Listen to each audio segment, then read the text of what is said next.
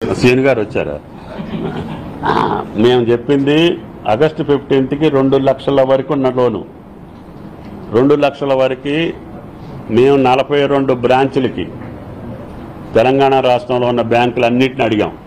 గత 5 సంవత్సరాల్లో మా రైతులు పంట రుణం తీసుకున్నటువంటి ఖాతాలు అమౌంట్ మాకు ఇవ్వమని చెప్పాం.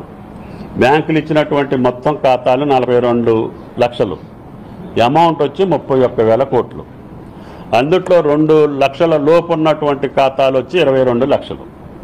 22 లక్షల ఖాతాలకి మేము ఇప్పుడు 18,000 కోట్లు జమ చేశాం.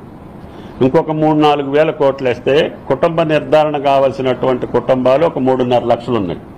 కుటుంబ నిర్ధారణ కూడా అయిపోయింది. అవి వేసేస్తే 2 లక్షల రూపు మొత్తం కూడా పూర్తవుతుంది. 2 లక్షల పైన ఉన్నటువంటి వాళ్ళకి మేమేం చెప్పామంటే, నీ కుటుంబం రుణ విముక్తులు కావాలి కాబట్టి నీకు 2,20,000 ఉంటే నువ్వు 20,000 కట్టిన రోజు మేము 2 లక్షలు వేస్తామని చెప్పాం. దానికి కూడా షెడ్యూల్ ప్రకటిస్తామని చెప్పాం.